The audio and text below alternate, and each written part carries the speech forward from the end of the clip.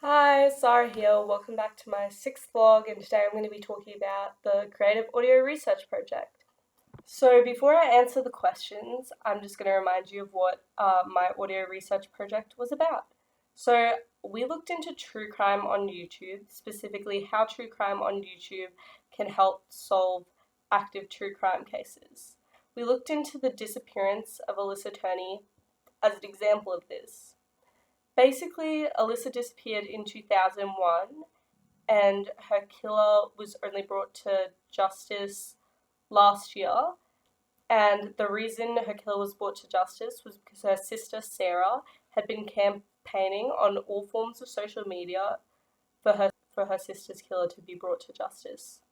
Sara collaborated with a famous YouTuber, Kendall Ray, in 2018 to make a video about her sister. And basically, in the video, they talked about what happened to Alyssa and they called for people to help raise funds for Alyssa and support Sarah's efforts into getting Alyssa's murderer arrested and convicted. Now that I've reminded you what my audio research project was about, I'm going to answer the questions. The single most successful aspect of Maria and I's creative audio project was that we created a very similar tone to an actual true crime podcast. We did this with the quiet tone of our voices and the eerie music we edited into the background. Another successful aspect was the inclusion of sound effects in the background of the audio in certain points. This created a richer sounding audio and enhanced the eerie tone of the piece. The most problematic aspect of the submitted work is that Maria and I recorded our parts of the project separately, so there is a difference in the quality of audio.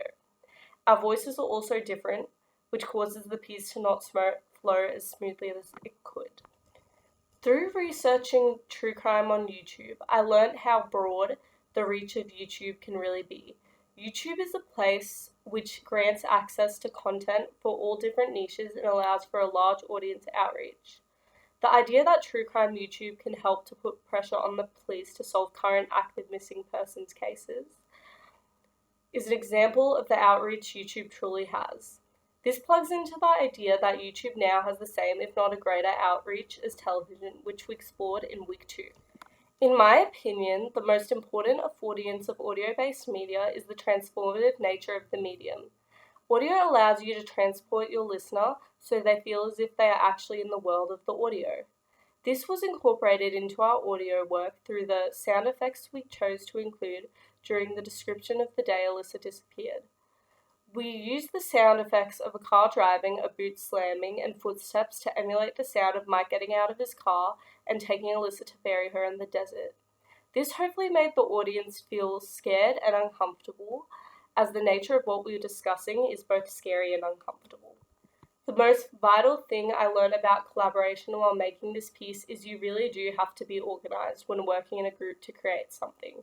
If you are not organized, you are not only wasting your own time, but you're also wasting someone else's time. It can cause problems in the group and lead to a poorer quality project. Organization is key to creating a good quality project, getting along with your group members, and appearing more professional. The feedback we received from our peers in week 8 on our rough cut was mostly positive. The main feedback we got was that we needed to perfect some technical aspects of the audio, such as the volume of the sound effects and the flow of certain clips together. In reaction to this response, we edited the project further by lowering the volume of the sound effects and fading the end of some of the audio clips so they sounded smoother together. This created a cleaner sounding audio piece. That's all for my vlog today. Thank you for watching. Bye!